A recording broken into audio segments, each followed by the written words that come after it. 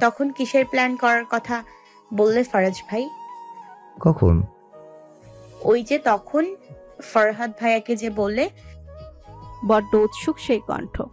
সারফরাজ ক্ষীণক্ষণ চেয়ে থেকে কাছে এগিয়ে এলো আবারও।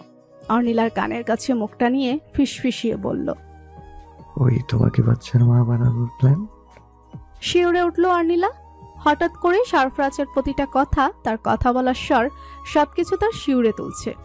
ভয়ঙ্করভাবে সম্মোহিত হয়ে যাচ্ছে সে, সম্মোহিত সেই কণ্ঠ। হঠাৎ দরজায় শব্দ হলো। আরাফাত ঘরের সামনে দাঁড়িয়ে বলল, বুড়ি আছিস? সারফরাজ সরে দাঁড়ালো তৎক্ষণাৎ। অর্নিলা যেন হাঁপ ছেড়ে বাঁচল। কোমল কণ্ঠে বলে উঠল, হ্যাঁ আছি। দেখতে দেখতে বিয়ের দিন চলে এসেছে।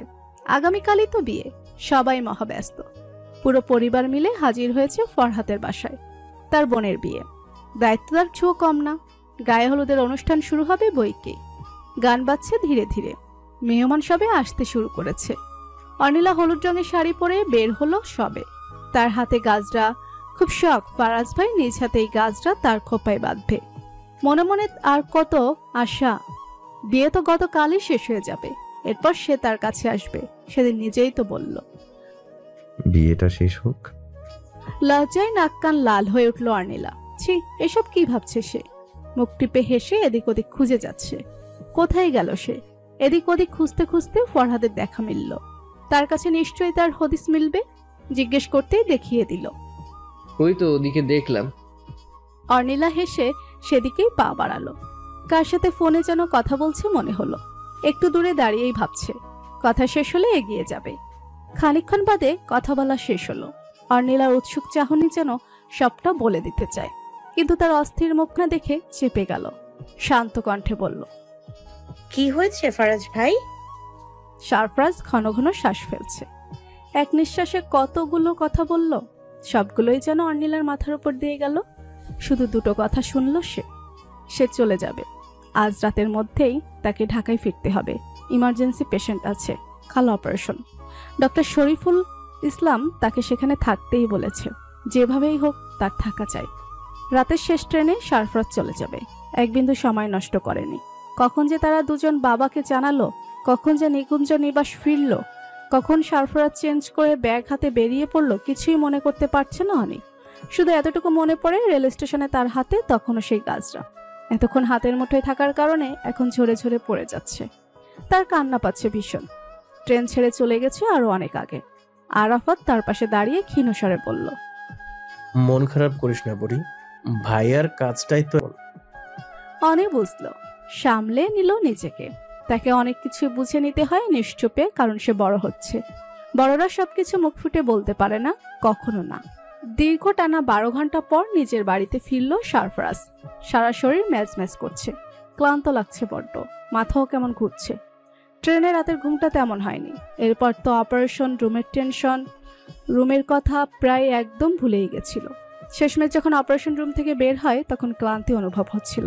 আশ্চর্য, এতটা ক্লান্ত সে মোহনগঞ্জ থেকে ফিরে এসেও হয়নি। মুখ খুলে শ্বাস নিচ্ছে। চোখ মেলে রাখতে পারছে না। ঘাড়ে ব্যথা অনুভব করছে। একটু একটু পা ফেলে এগিয়ে গেল সে। সিঁড়ি বেয়ে ফ্ল্যাট এসে চোখ বোলালো। ব্যাগ থেকে খুঁজে চাবিখানা বের করে দরজার সামনে তাকাতেই বোধ হলো দরজায় তো তালা নেই। আচমকা ঘোর কাটল তার। হকচকিয়ে উঠল। দরজায় তালা নেই মানে? ঘরে তার মানে কে আছে? চারদিকে স্তব্ধ। সারফরাজ আরো নিশ্চুপ হয়ে গেল। মাথায় একসাথে অনেক কিছু ঘুরপাক খাচ্ছে। ভাবনা চিন্তায় পড়ে গেল। অবশেষে কলিং বেল বাজালো। দরজা একটু কাছে এসে কান পাতল। কারো এগিয়ে আসার শব্দ পাচ্ছে। যতই গাঢ় শব্দ হচ্ছে ততই তার হৃৎপিণ্ড কেঁপে কেঁপে উঠল। দরজার ওপারে অনাকাঙ্ক্ষিত মুখখানি দেখে বিস্মিত বিমূঢ় হয়ে গেল সারফরাজ। অনি, প্রাণবন্ত মেয়েটার মুখে হাসি, হাতে খুন্তি, শাড়ির আঁচলটা কোমরে গুজা। সহজ গলায় বলে উঠল, আপনি এসে গেছেন? হতভম্ব কণ্ঠে বলে উঠল, তুমি? অনি, তুমি এখানে? সারফরাজের কণ্ঠে আশ্চর্য মিশ্রিত। মাথা ঝাঁকালো সে। স্বপ্ন দেখছে না তো? অনি এখানে কিভাবে আসবে? আজ তো রুদমিলার বিয়ে। বিয়ে ফেলে অনি একা একা এখানে চলে আসবে? তা হয় নাকি? মা বাবা ওকে আসতে দিল? মনে হাজারো প্রশ্ন। অনি তার হাত থেকে ব্যাগটা নিয়ে নিল। হাতের ছোঁয়া পেয়ে নিশ্চিন্ত হয়ে গেল সারফরাজ। এটা অনি, সে মিথ্যে দেখছে না। অর্নিলা মৃদু হেসে বলল, তাড়াতাড়ি গিয়ে গোল সেরে নিন, রান্না প্রায় হয়ে গেছে, আপনাকে গরম গরম খেতে দিব। তুমি সত্যি বিয়ে রেখে চলে এলে অনি? অর্নিলার পেছন পেছন ঘরে ঢুকলো সারফরাজ। ব্যাগটা সোফার উপর রেখে রান্নাঘরের দিকে এগিয়ে যাচ্ছে অনি।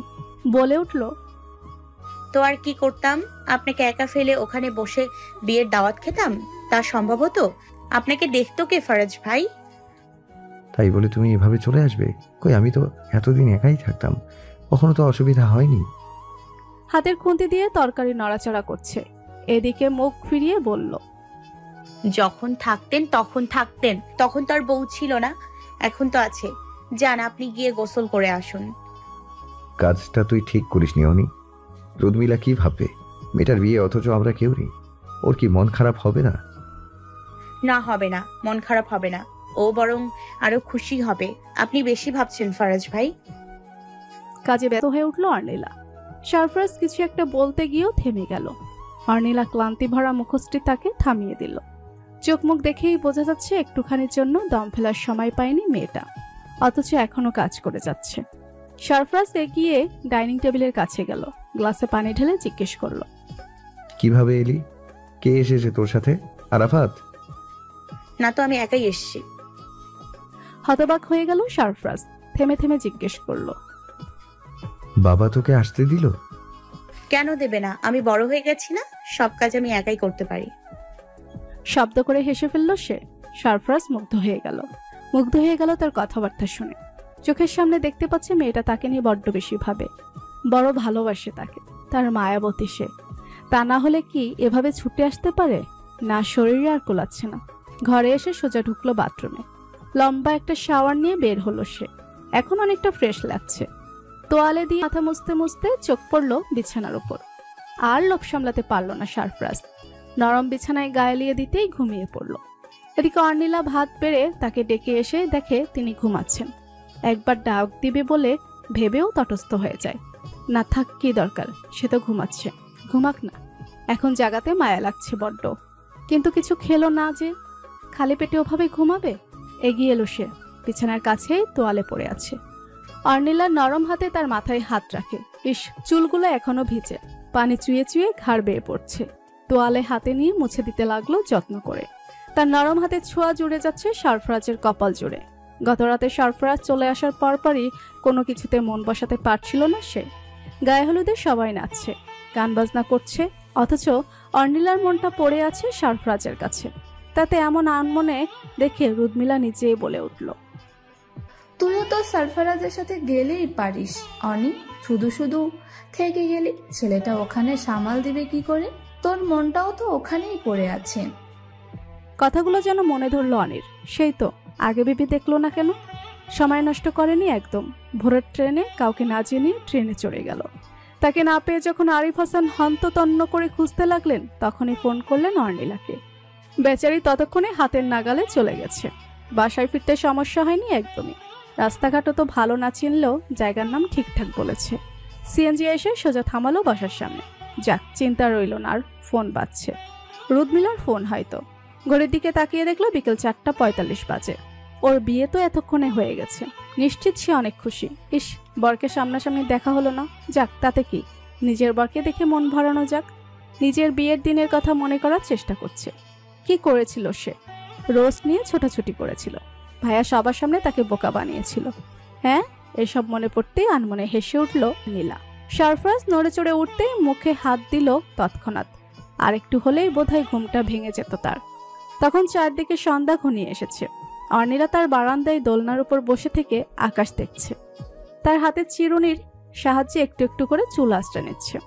আচমকা পিছনে কারো উপস্থিতি পেয়ে মাথা তুলল সে। সারফরাজকে দেখতে পেয়ে খানিকটা ঘাবড়ে গেল। কি ভয় পেলি? ও, আপনি? কি করছিস? চুল আঁচড়াচ্ছি। বলেই চিরুনি দিয়ে চুল আঁচড়াতে লাগলো। আচমকা তার হাত থেকে চিরুনি নিয়ে নিল সারফরাজ। আলতো করে তার চুল আঁচড়ে দিতে লাগলো। অনেক দুই হাঁটু জড়িয়ে ধরে বসলো। বেনি পাকালো, অনেকটা ওগছলো সে বেনি। কপালে হাত রেখে শুধায়, মাথা ধরেছে? হুম। চা খাবি? সারফরাজ হাসলো, তার মাথা টিপে দিতে লাগলো। অর্নিলা চোখ বন্ধ করে নিল।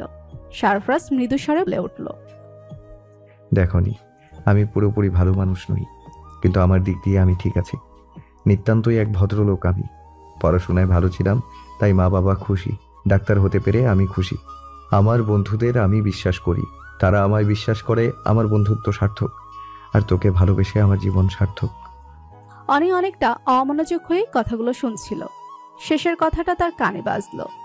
একটু হকচকিয়ে উঠে বিস্মিত হয়ে চেয়ে রইল ফারাজ ভাইয়ের দিকে।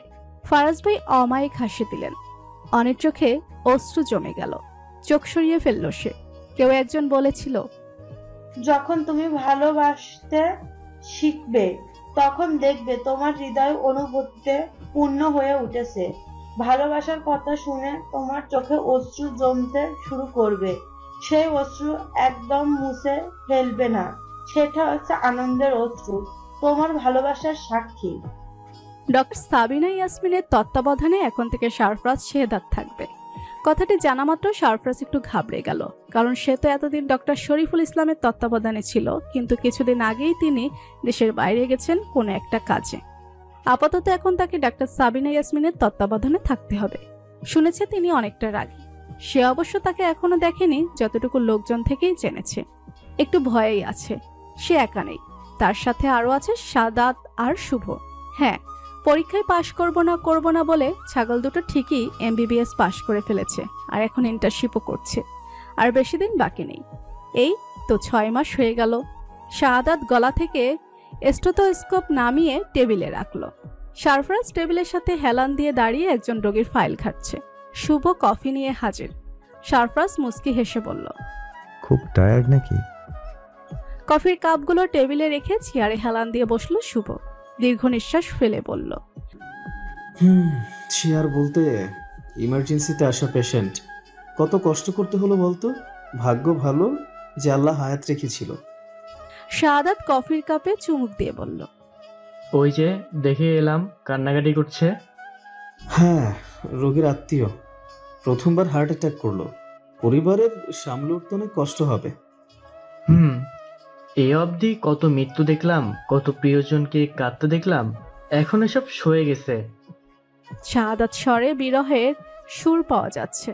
শুভ কিঞ্চিত ভেবে বলল, বেড নং 21-এর পেশেন্ট কি আর। বাকি কথা বলতে হলো না। সাদাতের মলিন হাসি সমস্ত কিছুই বলে দিল। শুভ নিশ্চুপ হয়ে কফি কাপে চুমুক দিল। কিছুক্ষণ চারদিকে ছেয়ে গেল নিস্তব্ধতায়।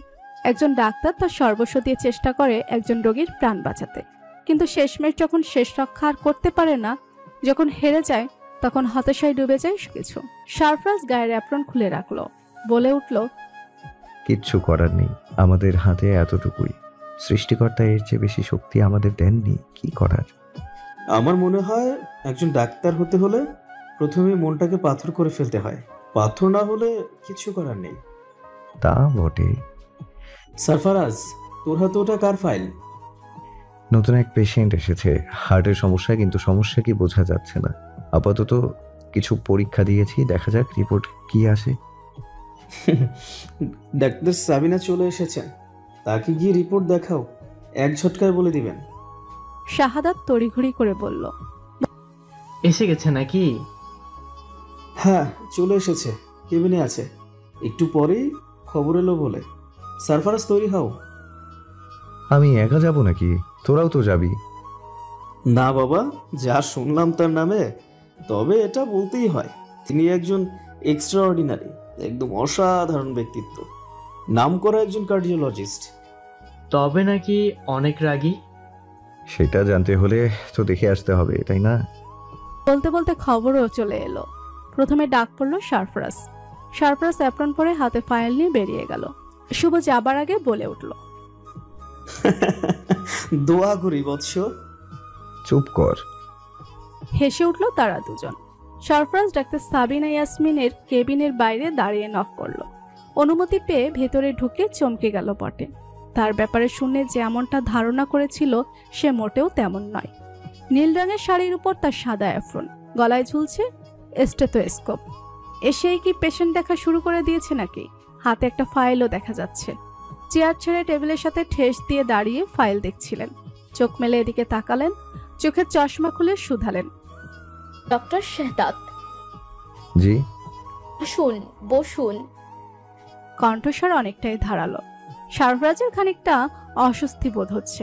ডক্টর সাবিনা নিজের চেয়ারে বসে পড়লেন। সারফরাজের হাতে ফাইলের দিকে তাকিয়ে থেকে বললেন, কোন পেশেন্ট? সারফরাজ ফাইলে গিয়ে দিল, বলে উঠল, নতুন পেশেন্ট, একটা পরীক্ষা করেছিল তার রিপোর্ট। আমি আরো কিছু পরীক্ষা করতে দিয়েছি। আপনার কি ধারণা কি হয়েছে? সমস্যাটা দেখে মনে হচ্ছে হার্টে ব্লক। 50% চান্স আছে। পুরোপুরি শিওর হবার জন্য রিপোর্টের অপেক্ষা করছি। ফাইলে থেকে চোখ সরিয়ে বলে উঠলেন, হার্ট ব্লক, আমি 100%। যাই হোক, নতুনদের জন্য আরো কিছুটা সময়ের দরকার। আমি বলছি অভিজ্ঞতা থেকে। আপনার অভিজ্ঞতা? 8 বছরের। সারফরাজ বিস্ময় প্রকাশ করল। দেখে মনে হয়নি তার থেকে এতটা বড়। এখনো বিশ্বাস হচ্ছে না। ডক্টর সাবিনা মৃদু হেসে বললেন, ডক্টর শরীফুল ইসলামের আন্ডারে আমিও ছিলাম। খুব ভালো একজন ডক্টর। নিশ্চিত অনেক কিছু শিখতে পেরেছেন। শেখার চেষ্টা করছি। প্ল্যান কি আপনার ডক্টর সরফরাজ? যতটুকু জানি আপনি একজন কার্ডিয়াক সার্জন হতে চান। কোথায় যাবেন ঠিক করলেন কিছু? আপনার জন্য কিন্তু ভালো সুযোগ আছে। ব্রিলিয়ান্ট স্টুডেন্ট ছিলেন শুনলাম। আমি এখনো ভাবছি। এখনো ভাবছেন? আশ্চর্য। আপনার হাতে সময় আছে সবে 6 মাস। আমি তো বলবো এখন থেকেই প্রস্তুত নিয়ে নিন। ইংল্যান্ড কিংবা আমেরিকাতে যাবেন, কমপক্ষে 4 থেকে 5 আপনার স্ট্রাগল করতে হবে। আরো কমও হতে পারে, কজ আপনি ব্রিলিয়ান্ট। এরপর দেশে ফিরে দেশের নাম করা একজন কার্ডিয়াক সার্জন হিসেবে সবাই চিনবে। কি ব্যাপার, অন্যমনস্ক মনে হচ্ছে? না, আমি শুনছি আপনার কথা। বিবাহিত? জি। কয় বছর হলো? সে যত বছরই হোক না কেন, পুরুষ মানুষের জন্য তা ব্যাপার হলো নাকি? ম্যারিড মেয়েদের নিয়ে অনেক সমস্যা, অনেক ঝামেলা হয়। আপনার তো তেমন কিছু নেই, তাহলে ভাবছেন কি? সারফরাজ মুখ ফসকে বলে দিল, এই জন্যই আপনি তাহলে আনম্যারিড। ইমপ্রেসিভ। আমার ব্যাপারে এক একটা খবর খুব ভালোভাবে নিয়েছেন দেখছি। বাট মিস্টার হ্যান্ডসাম, আপনি কিন্তু ম্যারিড। সারফরাজ ইতস্তত বোধ করল। ভুল প্রশ্ন করে ফেলেছে সে। ডক্টর সাবিনা হেসে উঠলেন। তাকে দেখে কোনোভাবেই মনে হলো না সে রাগী একজন। ওকে ওকে মিস্টার শেহদাত, আপনি তো দেখছেন ঘাম ছুটিয়ে ফেলেছেন। ডাক্তারের এত তাড়াতাড়ি অস্থির হলে চলে না। আপনাকে একটা কথা বলি ডক্টর শেহদাত, কার্ডিয়াক সার্জনের ছড়াছড়ি কিন্তু দেশে তেমন নেই। কোনো হেলাফেলা নয় এটা। আপনাকে আগে দৃঢ় মনোবল বানিয়ে নিতে হবে। যদি কার্ডিয়াক সার্জন হিসেবে ক্যারিয়ার গড়তে চান, তো নিজের ক্যারিয়ারের দিক দিয়ে সিরিয়াস হন। আপনাকে একটা ভালো সাজেস্ট দেই, আপনি ইংল্যান্ডে গিয়ে FRCS করতে পারেন। FRCS খুবই নিউক্রিয়েটিভ ডিগ্রি, সর্বদেশে সম্মানিত। কিন্তু এটা এতটা সহজ না। আপনাকে প্রচুর পরিশ্রম করতে হবে, প্রচুর ঘাটতে হবে। অথচ আপনি এখনো এক জায়গায় গম্ভীর হয়ে বসে আছেন। Very much disappointing. আপনার থেকে আরো ভালো আশা করেছিলাম। ডক্টর শরীফুল আপনার সম্পর্কে আমায় অনেক বলেছেন। সারফরাজ মনোযোগে বিঘ্ন ঘটল। হঠাৎ তার মনে পড়ল অর্নিলার কথা। টানা 2 বছর তাকে ছেড়েছিল সে। আবারও কি ছেড়ে চলে যাবে দূর দেশে? ও এবার মেনে নিতে পারবে তো? ডক্টর শেহদাত, জি। কথাগুলো কি রিপিটেটিভ মনে হচ্ছে? আগে কোথাও শুনেছেন? ডক্টর শরীফুল আমায় অনেক আগেই বলেছেন। তারপরও আপনার এই হাল? ও মাই গড। তো ডক্টর শরীফুল কিভাবে আপনাকে নিয়ে এত ভাবতে পারেন, আমি সেটাই ভাবছি। আমি হলে কবেই হাল ছেড়ে দিতাম। Sorry doctor. ডক্টর সাবিনা বোধহয় বিরক্ত হলেন। পানির গ্লাসে চুমুক দিয়ে বললেন, ওপেন হার্ট সার্জারি করেছেন কখনো? হ্যাঁ, মানে না। তাহলে তৈরি হন। আপনি এখন বাসায় যান, বিশ্রাম নিন। রাত 1:30টার দিকে একটা ওপেন হার্ট সার্জারি আছে। আপনি সেখানে আমার সাথে যাবেন। ঠিকানা আমি আপনাকে মেসেজ করে পাঠিয়ে দেব। আচ্ছা। ভয় পাচ্ছেন? না, ভয় কেন বাবু? তবে আপনাকে দেখে অনেক অস্থির মনে হচ্ছে। কাজ করুন, আপনার অ্যাড্রেস আমায় দিয়ে যান। রাত্রে 11টার দিকে আপনাকে পিক আপ করতে চলে যাব। ওকে? ওকে ডক্টর। ডক্টর সাবিনার রুম থেকে বেরিয়ে স্বস্তির নিঃশ্বাস ফেলল সারফরাজ। এখন মনে হচ্ছে তিনি আসলে অনেকটা ভয়ানক। হাসপাতাল থেকে বের হয়েই প্রথমে সে কল করলো অর্নিলাকে। কিছুদিন আগে নতুন গাড়ি কিনেছে বললে ভুল হবে, বাবা পাঠিয়েছে। এখানে ওখানে যাবার জন্য গাড়ির দরকার ছিল। তার লাইসেন্স তো আগে থেকেই ছিল। ভাবছে অর্নিলার লাইসেন্স করিয়ে ফেলবে, ভালোই হবে তাহলে। অর্নিলার ক্লাস শেষ হতে ঘন্টাখানেক বাকি আছে। সারফরাজ গাড়ি নিয়ে বেরিয়ে পড়লো অর্নিলাকে পিক আপ করতে। তার পৌঁছাতে ঘন্টাখানেকের মতোই লাগলো। ভার্সিটির বাইরে দাঁড়িয়ে অপেক্ষা করছে অর্নিলার জন্য। টানা 15 মিনিট পর বের হতে দেখলো অর্নিলাকে। সারফরাজ হঠাৎ করে একটু তটস্থ হয়ে গেল। কয়েকটা ছেলে মেয়ে ঘিরে আছে অনিকে। দেখে মনে হচ্ছে বন্ধু বান্ধব। অর্নিলার ছেলে বন্ধু আছে, কই সে তো জানে না। ব্যাপারটা যেন তার পছন্দ না। তারা দাঁড়িয়ে হাসাহাসি করছে, অথচ সারফরাজের অস্বস্তি হচ্ছে। হুট করে গাড়ির মধ্যে ঢুকে গেল সে। পানির বোতল বের করে এক নিঃশ্বাসে খেতে লাগলো। হঠাৎ গাড়ির জানালায় কেউ কড়া নাড়ল। সারফরাজ ফিরে তাকালো। অনি হাত নেড়ে বলছে, ফারাজ ভাই। সারফরাজ গাড়ি ছেড়ে বের হলো। অর্নিলা তার পাশ ঘেঁষে দাঁড়িয়ে বাহু আঁকড়ে ধরে বলে উঠল, এই যে আমার বর। কথাগুলো বলা হলো বন্ধুদের উদ্দেশ্য করে। সকলে সারফরাজকে দেখছে। সে মৃদু হেসে বলল, হ্যালো। আরে বাহ অর্নিলা, তোর বোর দেখতে তো খুব স্মার্ট, হ্যান্ডসামও বটে। একটা মেয়ে হেসে বলে উঠল কথাটা। পাশের মেয়েটা মুখ টিপে হাসলো।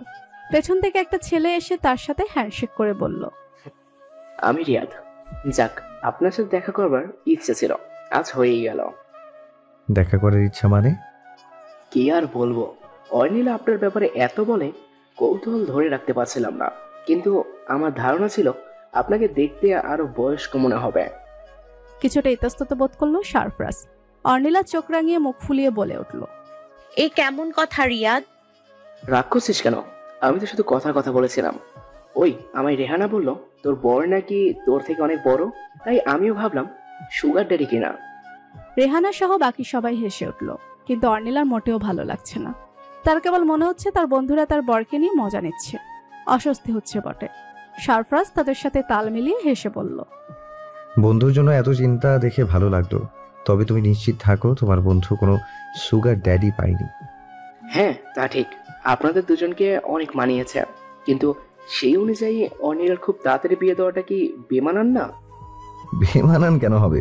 বহু যুগ ধরেই দেশে এমনটা হয়ে আসছে।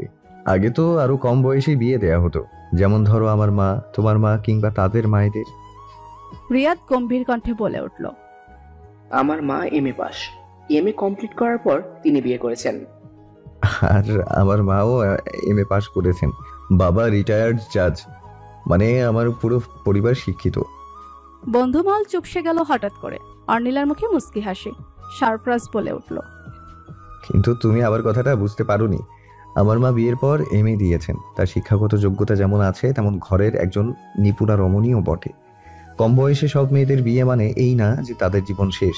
সবার ক্ষেত্রে তা ঘটে না। একজন সঠিক জীবন সঙ্গী অবশ্যই তার অর্ধাঙ্গিনীর জীবন বদলে দেয়। বুঝতে পেরেছো? রিয়াদের চোখ মুখ দেখে মনে হচ্ছে সে অনেকটাই চুপসে গেছে। তবুও মুখ ফুটে বলে উঠল, কিন্তু এই মডার্ন যুগে। মডার্ন যুগ থাক, বাদ দাও। আমি আর কথা বাড়াতে চাই না, এরপর দেখা যাবে তর্ক লেগে যাবে। রেহানা রিয়াদকে চুপ করিয়ে দিয়ে বলল, হ্যাঁ তোর দম্ভ শেষ। সত্যি অনিলা, তোর হাজবেন্ড স্মার্টের আর হ্যান্ডসাম, এর সাথে সাথে ইন্টেলিজেন্ট ও বটে। অঙ্কিতা হেসে বলল, আমার এবার তোকে হিংসে হচ্ছে অর্নিলা। অর্নিলা সারফরাজের বাহু শক্ত করে জড়িয়ে ধরে বলল, একদম না, আমার বরের দিকে নজর দিলে চোখ তুলে দিব। বাহ কি ভালোবাসা দেখেছিস তো দুলা ভাই, শালিকা হিসাবে আমার তো ট্রিট পাই, দিবেন না? সারফরাজ কিছু বলার আগে অর্নিলা ধপ করে বলে উঠল, আজ না, আরেকদিন। ও সবে মেডিকেল থেকে ফিরেছে, এখন বাসায় গিয়ে ফ্রেশ হবে। নেক্সট টাইম, ওকে? অঙ্কিতা বলে উঠল, দেখলি রেহানা, সব দিকে কত নজর অর্নিলার। কি রে, তুই তো একদম পাক্কা ঘরের বউ, আগে তো জানতাম না। সারফরাজ হেসে বলল, অনি সবকিছু খুব সুন্দর করে সামলিয়ে নেয়। আচ্ছা আচ্ছা, ভালোবেসে অর্নি ডাকা হয় নাকি আবার? অট্টহাসিতে হেসে উঠল সকলে। সারফরাজ খানিকটা লজ্জা পেল বটে। রেহানা বলে উঠল, আচ্ছা বাবু, তুই তোর ডাক্তার বরকে নিয়ে বাড়ি ফির গে। আমার না হয় আরেকদিন ট্রিট নিয়ে নিব, কি তাই তো? সকলে মিলিত কণ্ঠে বলল, হ্যাঁ তাই। সকলে হাসলো। রিয়াদের মুখে তখন হাসি মিলিয়ে গেল। সারফরাজ সেটা লক্ষ্য করলো বটে। কে জানে এই ছেলের মনে কি আছে। গাড়ি ড্রাইভ করছে আর ভাবছে এখনকার ভার্সিটির ছেলে মেয়েগুলো অনেকটাই উশৃঙ্খল। কিছুদিন আগেই তার এক কলিগ ডাক্তার মাহমুদ সুইসা ইট অ্যাটেন্ড করেছিল। ভাগ্যিস সময় মতো তার দেহ থেকে বিষ বের করা গিয়েছিল। এখনো হাসপাতালে ভর্তি। একজন ডাক্তার যখন সুইসাইড অ্যাটেন্ড করে তখন ধরে নিতে হয় ব্যাপারটা অনেক ভয়ানক, কারণ ডাক্তারের সব পরিস্থিতিতে মানিয়ে নিতে হয়। কিন্তু ডাক্তার মাহমুদের ক্ষেত্রে সব সীমা পার হয়ে গেছে।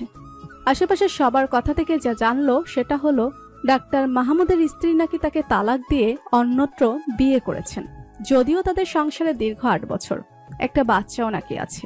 তাদের বিয়ের সময় তার স্ত্রীর বয়স নাকি কমই ছিল, কিন্তু বিয়ের পর স্ত্রীর পড়াশোনা করতে গিয়ে ভার্সিটির একটা ছেলের সাথে প্রেমের সম্পর্কে জড়ায়। তাকে নিয়েই এখন নতুন ঘর বাঁধার স্বপ্ন। তাদের ছোট 4 বছরের ছেলেটা রোজ বাবার পাশে বসে থাকে। দেখলে বড্ড মায়া হয় সারফরাজের। সে জানতো মেয়েদের মায়া নাকি বেশি থাকে, কিন্তু সবার না। কোনো মা কিভাবে পারে তার সন্তানকে ছেড়ে থাকতে, এই ব্যাপারটি সে বুঝে না। এমন ঘটনা নাকি এখন অহরহ ঘটছে। হঠাৎ তার বুক কেঁপে উঠল। কেন মনে হলো রিয়া তাকে আর অর্নিলাকে একসাথে দেখে সহ্য করতে পারছে না। যখন অর্নিলা তার হাত জড়িয়ে ধরল তখন কেন রিয়াদের বিষাক্ত চাহনি এসে পড়ল তাদের সম্পর্কের মাঝে। তার কটাক্ষ বলা কথাগুলো যেন নিছক মজা ছিল না, ছিল তাকে ছোট করা, বুঝিয়ে দেওয়া অর্নিলার সাথে তাকেই মানাতো, তাকে নয়। আচ্ছা, অনি আবার তাকে ছেড়ে চলে যাবে না তো? অনি মিনমিন স্বরে কিছু বলছে। সারফরাজ বলল, কি বলছিস? বলছি আমি আর ওদের সাথে চলবো না। কেন চলবি না? ওরা না তোর বন্ধু? তাতে কি? রিয়াদ কিভাবে আপনাকে অপমান করলো দেখলেন? আর কথা না ওর সাথে। আমার বরের অপমান মানে আমারও অপমান। মজা করে বললেও রিয়াদ ঠিক করেনি, ও তো আর বাচ্চা নয়। সারফরাজ ঠোঁটের কোণে স্মিত হাসির রেখা। অর্নিলার কথার মাঝে সে তার উত্তর পেয়ে বাকরুদ্ধ। অস্ফুট স্বরে কিছু বলল। অর্নিলা ফিরে তাকাতেই তার হাতটা শক্ত করে ধরে নিল। অন্য হাতে গাড়ি ড্রাইভ করছে, দৃষ্টি সামনের দিকে। অর্নিলা মৃদু হেসে লজ্জায় মুখ ঘুরিয়ে নিল। সারাদিনের সমস্ত গ্লানি মিটে গেল বিকেলের গোসলের মধ্য দিয়ে। রান্নাবান্না সব শেষ করে অর্নিলা খেতে বসেছে। পরনে তার নীল রঙের একটা গোল জামা। বেশিরভাগ সময় বাইরে গেলে এগুলোই তার পরনে থাকে। ঘরে থাকলে ইচ্ছে করে শাড়ি পরে, শুধুমাত্র তার ফারাজ ভাইকে দেখানোর জন্য। সারফরাজ খাবার টেবিলে বসে বলে উঠল, গোসল করলি না অনি? করব, অনেক ক্ষুধা পেয়েছে, আগে খেয়ে নিই। দেখুন শিং মাছের ঝোল করেছি, আপনার প্রিয় না অনেক? ভাতের থালায় খাবার বাড়ল সে। সারফরাজ মুগ্ধ দৃষ্টিতে চেয়ে রইল। ঘেমে একাকার অনেক, তার চুলগুলো ঘেমে ভিজে গেছে, অথচ চোখে ক্লান্তির রেশটুকু নেই। খুব আনন্দের সাথে খাবার বেড়ে দিচ্ছে সারফরাজকে। সে চাইলেই পারত তাকে খাবার বেড়ে দিয়ে চলে যেতে, কিন্তু এমনটা করবে না। দুজন একসাথে বসে খাবে। সারফরাজকে খাবার বেড়ে দিয়ে নিজের জন্য খাবার বাড়তে গেল। অমনি সারফরাজ বারণ করে দিয়ে বলল, নে হাঁ কর। ভাতের লোকমা তুলে দিল তার সামনে। সুযোগ পেয়ে অর্নিলা চেয়ারের উপর পা তুলে বসে খাবারের লোকমা মুখে নিল। বহুদিন পর আজ ফারাজ ভাই তাকে খাইয়ে দিচ্ছে। সে না করে এত সাধ্যি তার কোথায়? সন্ধ্যা পেরিয়ে রাত, আকাশের চারদিক অন্ধকারে ছেয়ে গেছে। আজ বুঝি রাত্রিটা একটু তাড়াতাড়িই নামলো। সবে এখন 7টা বাজে, অথচ বাইরে দেখলে মনে হচ্ছে কত রাত। তাদের বাসাটা একটু নির্জন এলাকায়, তাই আশেপাশের শোরগোল কম। এর মধ্যে আজ আকাশে চাঁদ ওঠেনি। রাতের আকাশ আজ আগের থেকেও অনেক অন্ধকার লাগছে। সারফরাজ বেলকনি ছেড়ে ঘরে ঢুকলো। অর্নিলা এখনো শাওয়ার নিচ্ছে। সারফরাজ বিছানার উপর আতশোয়া হয়ে বসে বই পড়ছে। সময় যে আগের থেকেও আরো নিষ্ঠুপ হয়ে যাচ্ছে। হঠাৎ করে ঘরের বাতিগুলো নিভো নিভো করে উঠল। বাইরে বিকট শব্দ হলো। ঘরের আলো নিভে গেল। লোডশেডিং সচরাচর হয় না, বোধহয় কোনো সমস্যা। বাথরুম থেকে অর্নিলা চিৎকার। সারফরাজ চার্জার লাইট খুঁজছে। পড়ার টেবিলেই তো থাকে। হ্যাঁ, পেয়ে গেল। আলো জ্বালিয়ে এগিয়ে নিতেই দেখলো বাথরুমের দরজা খোলা। অর্নিলা ঘরে ঢুকে গেছে। শাড়ি কোনোভাবেই পেঁচানো, তা ঠিক করে পরতেও পারেনি। চারদিক অন্ধকার ছেয়ে গেছে। আলোর এই ঝলকানিতে শুধু অর্নিলার মুখশ্রী দেখা যাচ্ছে। সারফরাজ বুঝি সম্মোহিত হয়ে গেল, তবু সামলে উঠল। তার কম্পিত কণ্ঠস্বর। অনি। চমকে উঠল সে, কিন্তু মুখ তুলে চাইল না। লজ্জায় তার মুখ নামানো। ভেজা চুল থেকে পানি টপ টপ করে গড়িয়ে পড়ছে। সারফরাজ এগিয়ে আসছে। অর্নিলার তার শাড়ি খামছে ধরল, কিন্তু সারফরাজ পাশ ফিরে গেল বিছানায়। টেবিলের উপর চার্জার লাইট রেখে তোয়ালে নিয়ে বাথরুমে দরজা বন্ধ করলো। নিস্তব্ধ পরিবেশে দরজা বন্ধ শব্দে অর্নিলা কেঁপে উঠল। সে যেন ঘরেই ছিল। কি চলছিল তার মনে? সারফরাজ বিছানার কাছে বসে অর্নিলাকে ডাকছে। অর্নিলা শব্দ করছে না। হঠাৎ করে উষ্ণ ছোঁয়া পেয়ে লাফিয়ে উঠল সে। আচমকা অনি ফিরে তাকালো। সারফরাজ তার হাত ধরে বলল, এদিকে বস, চুলগুলো এখনো ভেজা, পানি পড়ছে। অর্নিলা আনমনে গিয়ে বসলো তার পাশে। সারফরাজ তোয়ালে দিয়ে তার মাথা মুছে দিচ্ছে। কি যত্ন! আর সে কি ভাবছিল? সবসময় অধিক চিন্তা ভাবনা তার মাথায় ঘুরঘুর করে। আবারও চমকে উঠল সে। তার দৃষ্টি স্থির হয়ে গেল। সেই উষ্ণ ছোঁয়া, এই ছোঁয়া তার চেনা। সারফরাজের নরম ওষ্ঠধর ছুঁয়েছে তার পিঠখানা। শরীর ক্রমশ ঠান্ডা হয়ে গেল। তার ভেজা ব্লাউজ চিপকে আটকে আছে পিঠখানায়। সারফরাজ গরম হাত দুটো ছুঁয়েছে তার গলার কাছে। অর্নিলা চোখ বুজেছিল, অথচ টের পাচ্ছিল তার প্রতিটা ছোঁয়া। আজ হঠাৎ তার কি হলো? সে কি পাগল হয়ে গেল? ধীরে তার শরীরখানা বিছানায় এলিয়ে দিল। কানের পাশে চুমু খেলো সারফরাজ। তার নিঃশ্বাসের প্রতিটা শব্দ সে শুনতে পাচ্ছে। সবকিছু মুগ্ধ থেকে মুগ্ধতর হয়ে উঠছে। অর্নিলা ধীর স্বরে বলে উঠল, ফরাজ ভাই, আপনি কি করছেন? আপনার না একটু পরেই যেতে হবে, অপারেশন আছে। কথা বলার মাঝে সারফরাজ চুমু খেলো তার ওষ্ঠ ধরে। তার সম্মোহিত কণ্ঠে বলে উঠল, জানি অনেক টেনশন হচ্ছে, তাই নার্ভ ঠিক করার চেষ্টা করছি। দৃঢ় কণ্ঠে অর্নিলা বলে উঠল, এটা কোনো কথা হলো ফরাজ ভাই? সারফরাজ থেমে গেল। দুজন চেয়ে দেখছে দুজনকে। পলক পড়ছে বারবার। সারফরাজ অন্য হাত দিয়ে তার শার্টের বোতাম খুলতে খুলতে বলতে লাগলো, আমার প্রথম হার্ট সার্জারি, খুব উত্তেজিত হয়ে আছি। এর মধ্যে ভেজা চুলে তোর আগমন, তোর ভেজা শরীরের ঘ্রাণ আমায় ঘোল করে তুলেছে। তুই কি চাস অনি? অস্বস্তিতে আমি মারা যাই? ছি ফরাজ ভাই, এ কি কথা? আমায় না পেলে আপনি মারা যাবেন? এটা কখনো হতে পারে? শার্ট খুলে ছুঁড়ে ফেললো মেঝেতে। তার উষ্ণ হাতের স্পর্শ পাচ্ছে তখন অর্নিলা চিবুক। সারফরাজ তার কানের কাছে ফিসফিসিয়ে বলছে, বছরের চৈত্র মাস ভয়ঙ্কর মাস। এই সময়টা রোদের তীব্র উৎপাতে সবকিছু ঝলসে যেতে শুরু করে। আমার প্রেম, আমার ভালোবাসা সেই চৈত্রের মতোই, কিন্তু তার চেয়েও ভয়ঙ্কর। এই ভয়ঙ্কর প্রেমের মাঝে তোর উপস্থিতি বিশাল মরুভূমিতে এক বিন্দু জলের সন্ধান পাবার মতোই বড় দুর্লভ। চৈত্র মাস সর্বনাশা। চৈত্রের রাঙায় রক্ত আমার প্রেম তৃষ্ণার্ত হয়ে উঠেছে তোর কাছে পাবার আশায়। আমি তৃষ্ণা মেটাবি না? সারফরাজের কণ্ঠে আজ যেন অন্য কিছুই ছিল। এমনটা অনি আগে কখনো শুনেনি। সারফরাজ সরে গেল একটুখানির জন্য। অর্নিলা চেয়ে দেখল। তার প্রতিটা ঘন ঘন নিঃশ্বাস, আলস্যতায় ডোবা চোখের চাহনি ব্যাকুল হয়ে উঠেছে। সারফরাজের বলিষ্ঠ দেহ, উন্মুক্ত বুক সবকিছু আজ টানছে তাকে। অর্নিলা যেন প্রস্তুত হয়ে গেল নিজেকে বিলিয়ে দিতে। চোখ বুজে নিল আবারও। পুরো ঘরে আলোর ঝলকানি। কারেন্ট চলে এসেছে। ট্রান্সমিটার বোধহয় ঠিক করা হয়েছে। লাল রঙের চাদরে আবৃত হয়েছে অর্নিলা। বিছানার উপরে উপর হয়ে ঘুমিয়ে আছে সে। চুলগুলো এলোমেলো হয়ে পড়ে আছে তার মুখে। সারফরাজ চুলগুলো সরিয়ে মুখখানি দেখার প্রয়াস করল। তৎক্ষণাৎ নড়ে চড়ে উঠল সে।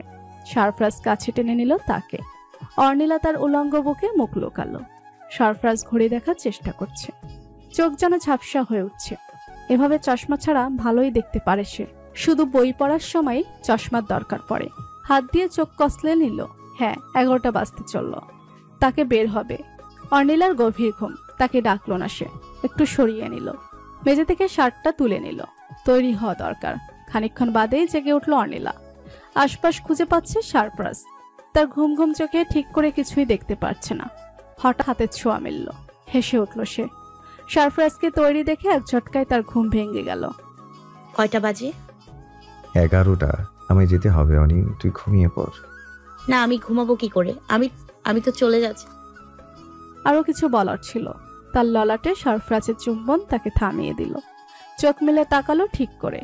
সারফরাজ মিটিমিটি হাসছে। অর্নিলা লজ্জায় লাল হয়ে উঠল। ফোন বেজে উঠল। সারফরাজ ফোন হাতে ব্যালকনির দিকে গেল। নিচে গাড়ি দাঁড়ানো। ডাক্তার সাবিনা বোধহয় চলে এসেছেন। ঘরে ফিরে এসে দেখলো অর্নিলা তার শার্ট পরে দাঁড়িয়ে আছে। সারফরাজ এগিয়ে এসে বলল, আমি আসছি। সাবধানে যাবেন। পিছন পেছন এলো।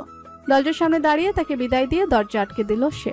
বুকে হাত রেখে দেখলো তার হৃদস্পন্দন ধকধক করে শব্দ করছে। এক ছুটে সে ঘরে চলে গেল।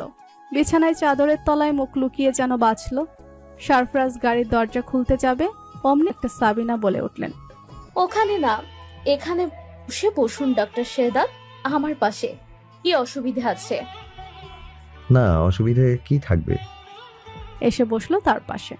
আপনাকে দেখে অনেক ফ্রেশ মনে হচ্ছে। বউ খুব যত্ন করে, তাই কি? সারফরাজ হাসলো। তিনি বললেন, ঠিক আছে, এবার হলো না, পরের বার আপনার বউয়ের সাথে দেখা করে যাব। অবশ্যই। গাড়ি চলতে শুরু করলো। এসে থামলো মেডিকেলের সামনে। তারা দুজন সহ আরো কয়েকজন ছিল। সকলেই সারফরাজের সিনিয়র ডাক্তার। সারফরাজ তৈরি হয়ে অপারেশন রুমের কাছে এলো। ডাক্তার সাবিনাও তৈরি। তার দিকে ফিরে বলল, কি ভয় করছে ডাক্তার শেহদাদ? না। টেনশন করবেন না, মাথা ঠান্ডা রাখবেন। আজ আপনি হচ্ছেন হেল্পিং হ্যান্ড, শুধু প্রসেস দেখবেন। জ্ঞানের চেয়ে অভিজ্ঞতা বেশি ইম্পর্ট্যান্ট। জানি। বেশ, তবে চলুন। তারা সকলে ঢুকলো অপারেশন রুমে। এরপর সবকিছু নিস্তব্ধতায় কাটলো। এতজন মানুষ একসাথে থাকার পরেও কেউ টু শব্দ করলো না। ইশারায় সব কাজ সারলো। সারফরাজ ভালো করেছে। ডাক্তার সাবিনার নজরে ছিল সে। তাকে একটিবারও ঘাবড়াতে দেখেনি। হতে পারে শুধু দেখেছে তাই। যখন নিজে কাজ করবে তখন তো ঘাম ছুটে যাবে। তবুও প্রথমবার এতটুকু সাহস সকলের থাকে না। ডাক্তার সাবিনা ইমপ্রেস হলো বটে। সারফরাজ বাসায় এসে পৌঁছালো সকাল 11টার দিকে। দরজার সামনে দুজোড়া জুতো দেখে খানিকটা খটকা লাগলো। কেউ কি এসেছে নাকি? নক করতেই অনিল এসে দরজা খুলে দাঁড়ালো। আপনি এসে গেছেন? কেউ এসেছে অনি? অনি হাসার চেষ্টা করলো। একটু সরে দাঁড়াতেই দেখলো সোফায় বসে আছে ইয়াতিম শিকদার। সারফরাজের টনক নড়ে গেল নিয়াজ শিকদারকে পাশে বসে থাকতে দেখে। চোখ মুখ থেকে ক্লান্তির রেশ সরিয়ে চোয়াল শক্ত করে নিল সে। ঘরে ঢুকতেই অর্নিলা বলে উঠল, দয়া করে কিছু বলবেন না, বাবা বলেছে কিছু না বলতে। আমাদের বাসায় তারা মেহমান। ইয়াতিম শিকদার পায়ের উপর পা তুলে বসলেন।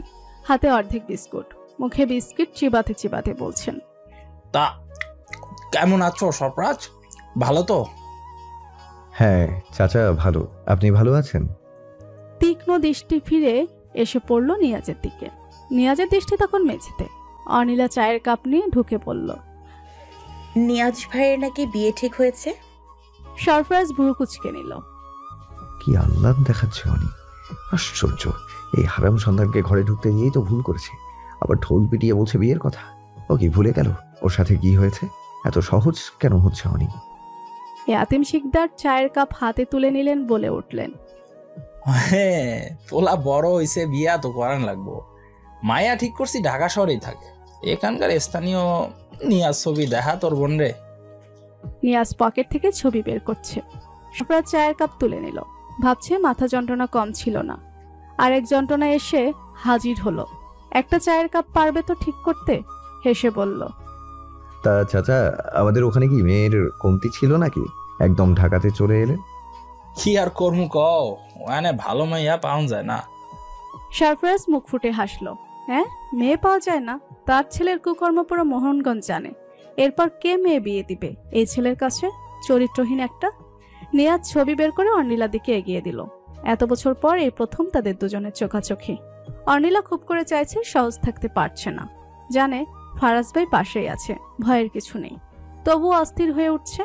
ছবিটা হাত থেকে নিবে কি না ভাবছে। এই নোংরা লোকের হাত থেকে কিছু ছুঁয়ে নিতে ঘৃণা লাগে।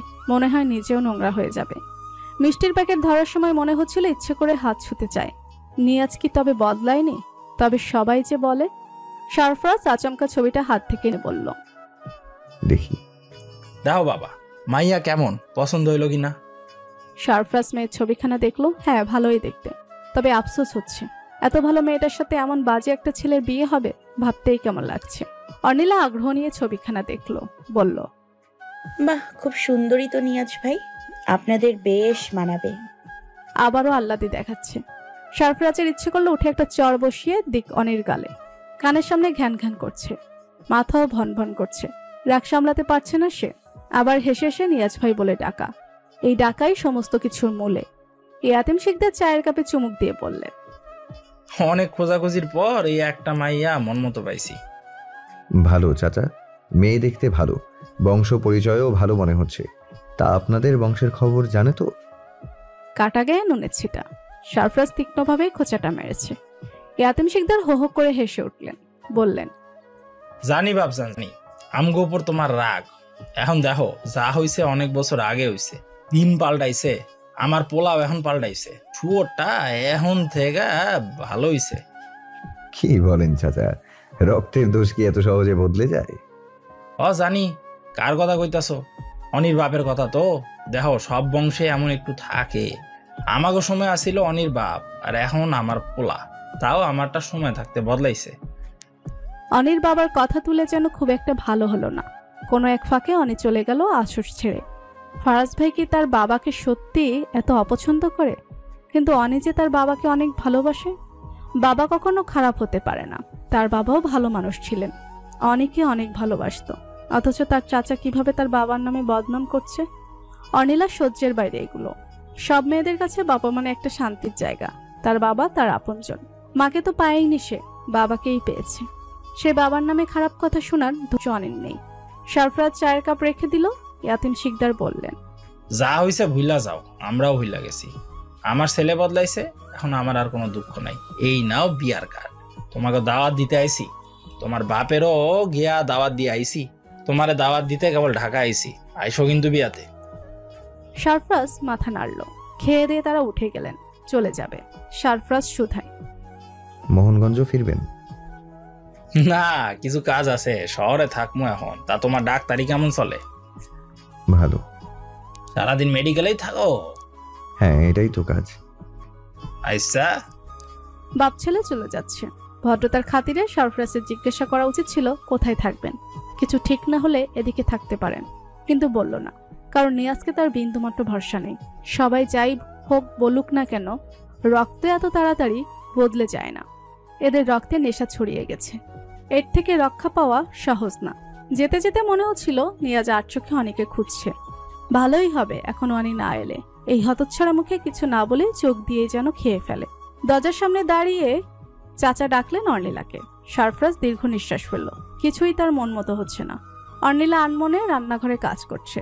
রান্না বান্না সেই কখন শেষ, এখন ইচ্ছে করে এখানে পড়ে আছে, চুলোটা পরিষ্কার করছে। সরফরাজ দরজার সামনে এসে দাঁড়ালো। অর্নিলা ফিরেও চাইল না, সে এগিয়ে আসছে। মুখে কিছু না বললেও চোখে চোখ যেন অনেক কথা হতো, কিন্তু চোখে চোখ পড়ছে না। সে একসময় তার কাছে এসে দাঁড়ালো। অনির হৃৎপিণ্ড ধকধক করছে, তবুও সে ফিরে তাকালো না, মুখ ভার। সরফরাজ আদুরে কণ্ঠে বলে উঠল, কি হয়েছে অনি? কিছু না। সে হাত ধরার চেষ্টা করলো। অনি এক ঝটকায় হাত সরিয়ে নিল। অবাক হলো বটে, অনি তার মানে রেগে আছে, কিন্তু রেগে থাকার কারণ কি? প্রথমবার ব্যর্থ হলেও দ্বিতীয়বার হলো না। ধপ করে হাতটা ধরে নিল। ছাড়ুন, আমার কাজ আছে। তোর কি মন খারাপ? না, মন খারাপ হবে কেন? তোর কথা শুনে এমনটাই মনে হচ্ছে। কি হয়েছে, রেগে আছিস? দেখি ফের আমার দিকে। থিতুনি ধরে মুখ ফিরালো এদিকে। অনির অশ্রুসুক্ত চাউনি সরফরাজের হৃদয় ক্ষতবিক্ষত করে দিল। সে নিস্তেজ কণ্ঠে বলে উঠল, কি হলো, খাচ্ছিস কেন? আপনি আবার বাবাকে পছন্দ করেন না, তাই না ফারাজ ভাই? না, করি না। এতে তুই কেন কাঁদবি? খাটবো না। না, কেন কাঁদবি? তোকে তো আমার পছন্দ, খুব পছন্দ, ভালো লাগে তোকে, ভালোও তো বাসি। তো দুঃখ কোথায়? অর্নিলা মাথা নিচু করে নিল। আর কথা বলতে ইচ্ছে করছে না তার। সরফরাজ হাতটা ছেড়ে দিল, কাছে টেনে নিল না, গম্ভীর কণ্ঠে বলে উঠল, তোর বাবার চরিত্রে দোষ আছে অনি। সে আমার ফুফুর সাথে কি করেছে আমি ভুলে যাই। রক্ত কখনো রক্তকে ছাড়ে না। অর্নিলা চমকে উঠল। বিস্মিত বিমূঢ় হয়ে চেয়ে রইল সরফরাজের দিকে। বককণ্ঠে বলে উঠল, আমার রক্তেও তাহলে দোষ আছে ফারাজ ভাই? আপনি বলছেন আমিও আপনাকে ছেড়ে অন্য কারোর কাছে চলে যাব? না, তুই যাবি না। এত সহজে কিভাবে বলছেন যাব না কেন? এনা বললেন রক্ত রক্তকে ভোলে না। আমার শরীরে আমার বাবার রক্ত, আমি তো তার মতোই হব। কি হবে যদি আপনাকে ছেড়ে অন্য কারোর কাছে চলে যাই? সরফরাজ রক্তবর্ণ দৃষ্টি ধারণ করলো। অনেক খানিকটা ভয় পেয়ে গেল। গলার তেজ এখন আগের মতো আর নেই। আচমকা তার কোমর হিস্ট্রে টেনে ধরল সরফরাজ। আটকে উঠল অনেক। তার ঘন ঘন নিঃশ্বাস ভারী হয়ে উঠছে। সরফরাজ খুব শান্ত গলায় বলল, মেরে ফেলবো তাহলে। শিওরে উঠল অনেক। তার ভীত দৃষ্টি আকর্ষণ করলো তাকে। থেমে থেমে শুধালো সে। কাকে? সে তার কানের কাছে চুলগুলো নিয়ে খেলছে। কানে চুল গুজে দিয়ে হেসে বলল, তাকে যে তোকে চাইবে। তুই শুধু আমার অনি, এর মাঝে যে আসবে তাকে মোটা হবে। কিয়ৎকালের জন্য দম বন্ধ হয়ে গেল অনির। তার অক্ষি গোলাপ দুটি স্থির হয়ে রইল মণিকোঠায়। তার শার্টের উপর হাতটাকে সে খামছে ধরল ভয়েছে। ফারাজ ভাই নিছক মজা করছে বলে মনে হলো না। তাকে আজ বড্ড ভয় লাগছে অনির। ডাক্তাররা সর্বকাল ধরে চেষ্টা করে রোগীর প্রাণ বাঁচাতে, আর ফারাজ ভাই কি না বলছে মেরে ফেলতে। কি সাংঘাতিক! হাত পা সব ঠান্ডা হয়ে গেল। সে চুমু খেলো তার ললাটে, হেসে বলল, অনি, ভয় কেন পাচ্ছিস?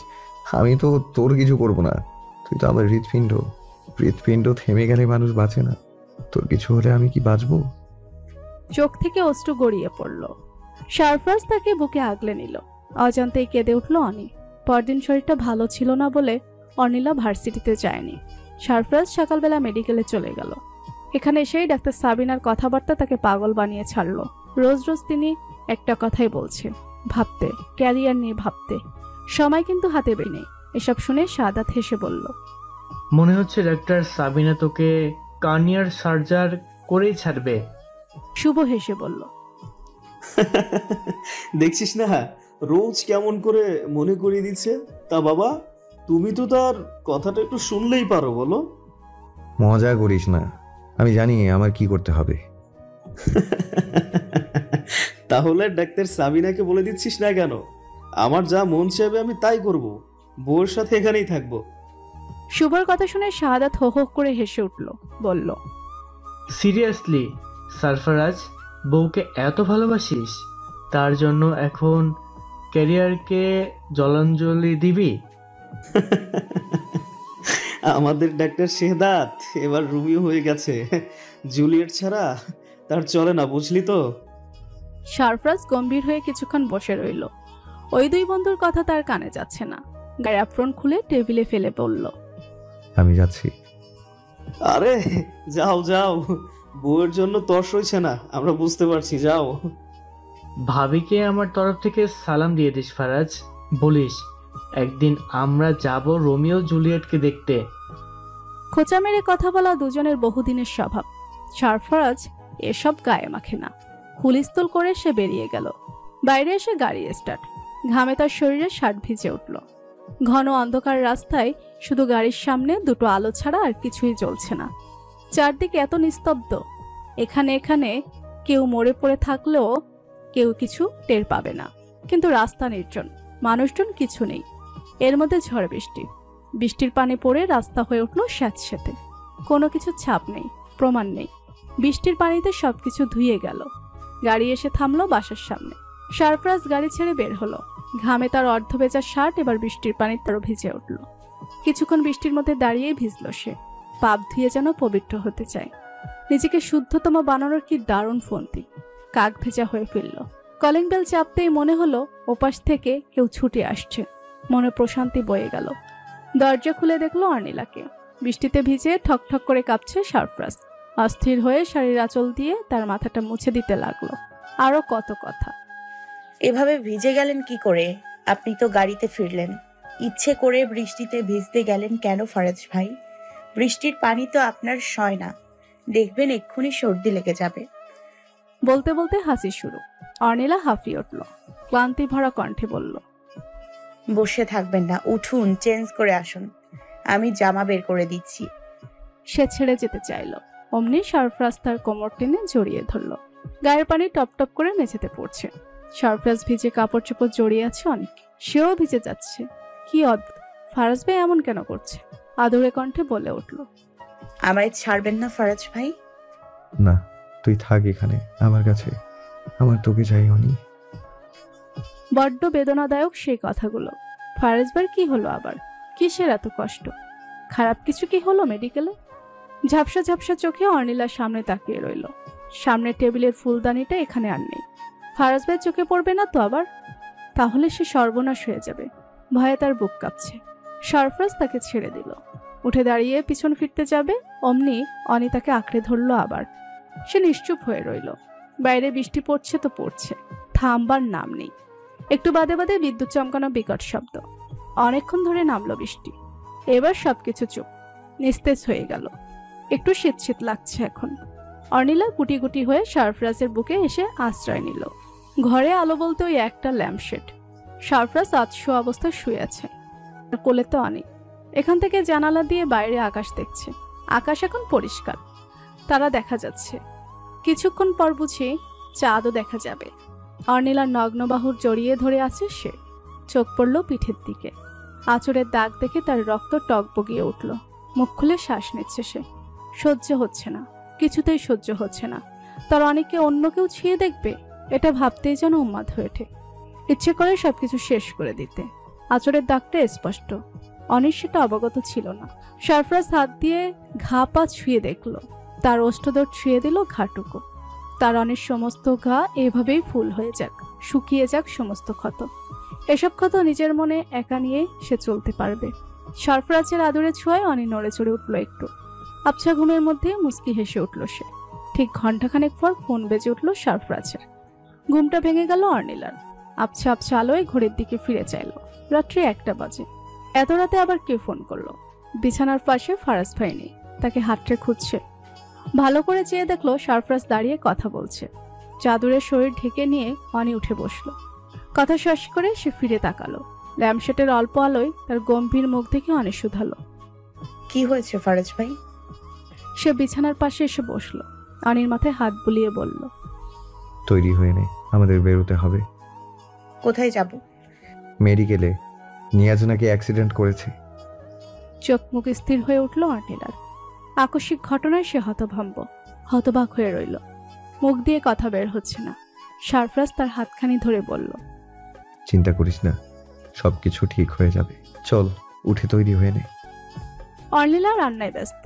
দুপুর গড়িয়ে বিকেল হতে চলল। ইদানিং তাদের বাসায় খুব গ্যাসের সমস্যা করছে। দুপুর হতেই গ্যাস প্রায় চলেই যাচ্ছে। এই নিভু নিভু গ্যাসে কিছু রান্না করা সম্ভব নয়। তবু অর্নিলা সব গুছিয়ে রেখে। মানুষটা আসলে তাকে খেতে দিতে হবে। সে আজ অবধি খাবার নিয়ে কোনো অভিযোগ করেনি। দেরি করে খেতে দিলে খেয়ে নিয়েছে, জিজ্ঞেসও করেনি দেরি হলো কেন। বরং তাড়াহুড়ো দেখলে এসে হাত বাটায়। অনির ভালো লাগে, আবার দুঃখ পায়। ইস, বাইরে থেকে করে এসেও লোকটা এখন ঘরেও কাজ করবে, ভালো লাগে না তার। গ্যাস এসেছে সবে মাত্র, তোড়জোড় করে রান্না করছে। হঠাৎ কলিং বেল বেজে উঠল। অর্নিলা চোখ মুখ চকচক করে উঠল। ফারাজ ভাই এসেছে। হ্যাঁ, কখনো কখনো এই সময়ও আসে। তরকারির চুলো কমিয়ে দিয়ে ছুটে দিল সে। সদর দরজা খুলে নিয়াজকে কোনোভাবেই আশা করেনি। কাজের চোটে শাড়িটা এলোমেলো হয়েছিল, ঠিক করে নিল। নিয়াজের চোখ কোন দিক থেকে কোন দিক যাচ্ছে বোঝা মুশকিল।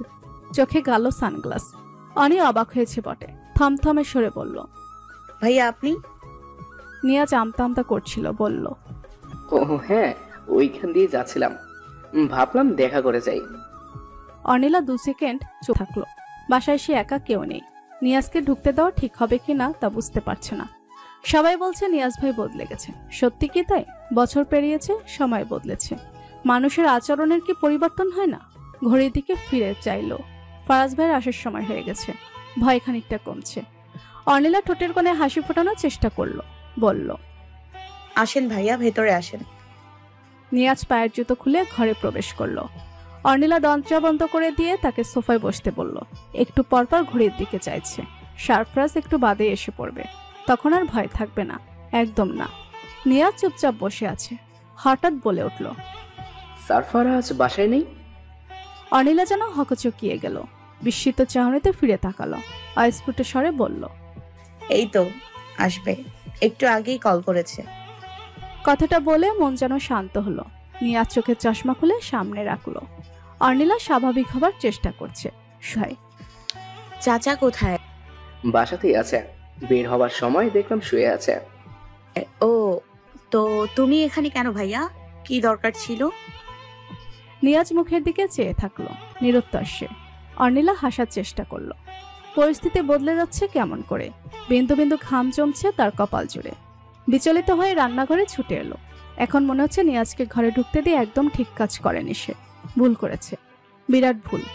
গ্লাসে পানি ঢেলে তরতর করে খেয়ে ফেললো। চুলোয় তরকারি টকবগিয়ে রান্না হচ্ছে। ধনেপাতা কুচি পড়ে আছে, এগুলো ছড়িয়ে দিতে হবে। আচমকা পিছনে কারো আভাস। অর্নিলা চমকে পিছনে তাকালো। নিয়াজের মুখখানি ভয়ঙ্কর হিংস্র ঠেকলো তার কাছে। গলা শুকিয়ে গেল, থমকে গিয়ে বলল, তুমি এখানে? সে শান্ত কণ্ঠে বলল, অনি আমার কথাটা শোন। বলেই হাত বাড়ালো। অনি চোখ রাঙিয়ে উঠল, ঝাঁঝালো কণ্ঠে বলে উঠল, একদম না। ছি ভাইয়া, তুমি একটু বদলাওনি। সবার সামনে ভালো সাজার নাটক করছিলে। আচমকা হাত ধরে টানতে লাগলো নিয়াজ। তার কণ্ঠ এখনো শান্ত বলল, আমার কথাটা শোন অনি। অর্নিলা মুহূর্তে চেঁচিয়ে উঠল, না না, তোমাকে ঘরে ঢুকতে দিয়ে আমি ভুল করেছি। একদম উচিত হয়নি তোমাকে বিশ্বাস করে। তুমি বদলাওনি, এক ফোঁটাও বদলাওনি। ছাড়ো। কথা বলতে পারল না। নিয়াজ বেশ ঠান্ডা মাথার লোক, পরিকল্পনা যেন করাই ছিল। মুখ চেপে ধরে রান্নাঘর ছেড়ে বের করিয়ে আনছে। অনি হাঁসফাঁস করছে তার হাত থেকে ছুটতে। বসার ঘরে এসে যেন নিজেকে ছাড়িয়ে নিতে পারল। নিয়াজের হাত ছেড়ে পালিয়ে বাঁচল। শেষবার নিয়াজের আক্রমণ এসে ঠেকলো তার পিঠেতে। ব্লাউজের খানিকটা অংশ যেন ছিঁড়ে পিঠে আঁচড় বসে গেল। সামনের ফুলদানি হাতে নিয়ে ঘুরে তাকালো অনি। দুজনেই নিস্তব্ধ। বদ্ধ ঘরে দুজনের শ্বাস প্রশ্বাস ছাড়া আর কিছু শব্দ ঠেকছে না। চুলোয় তরকারি তেজ বাড়ছে। অনি শাসিয়ে উঠল, আর এক পানা। আমি কিন্তু আগের মতো আর ছোট নেই। আমার হাত থামবে না। নিয়াজ চমকিত দৃষ্টিতে চেয়ে দেখছে।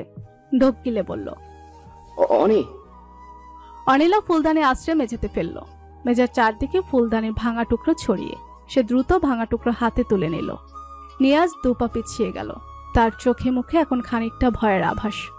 অনি বড় ঠান্ডা গলায় কড়াভাবে বলল, বেরো এক্ষুনি, আর কখনো আসবে না এখানে। নিয়াজ কিংকর্তব্য বিমূঢ় দৃষ্টিতে চেয়ে রইল। না, এই অনি আর আগের মতো নেই। বুঝল এখানে তার জোর করে ঠেকবে না। নিঃশব্দে সে পালিয়ে গেল। অনি ছুটে এসে দরজা বন্ধ করলো। ক্লান্তিতে মুখ খুলে শ্বাস নিচ্ছে। দরজায় ঠেসে মেঝেতে বসে পড়ল। হাউমাউ করে কেঁদে উঠল সে। এই মানুষগুলো কেন এত নোংরা, এত কেন কুৎসিত? এত কিছুর পরেও তাদের শিক্ষা হয় না কেন? বারবার তার সাথেই। কাঁদতে কাঁদতে শ্বাস উঠে গেল। শ্বাস নিতে এবার কষ্ট হচ্ছে। কতক্ষণ এভাবে ছিল জানে না। যখন বোধ হলো সন্ধ্যা পেরিয়ে যাচ্ছে, ধীরে সুস্থে উঠে দাঁড়িয়ে রান্নাঘরের দিকে গেল।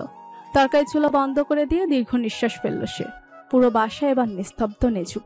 তবুও এখানে মনে খুলে শ্বাস নিতে পারছে না অনি। মেঝে পরিষ্কার করলো। পরনের শাড়িখানা বদলে নিল চট করে। ফারাজ ভাইয়ের মাথা গরম এমনিতেই। আজকের ঘটনা জানতে পারলে নিয়াজকে প্রাণে মেরে ফেলবে, কোনো সন্দেহ নেই। এসব ঝামেলা কিছু চায় না সে। আজকের এই বিষণ্ণ বিকালে জঘন্য ঘটনাগুলো স্বপ্নের মতো ভুলে যেতে চায়। কোনো ঝামেলা চায় না, কোনো রকম না। তবুও যেন সে আশফাস করছে। বিকেলে দেখা লোকটাও এখন বেডে শুয়ে। দুটো পা নেই, পঙ্গু হয়ে গেল সারা জীবনের জন্য। বিধাতা এত তাড়াতাড়ি তার বিচার করে ফেলল। এসব লোকের প্রাপ্ত শাস্তি কি এটাই? ইয়াতিম শিকদার দরজার বাইরে কঠোর মুখে বসে আছে। তিনি যে কতটা চিন্তিত বোঝানো যাবে না।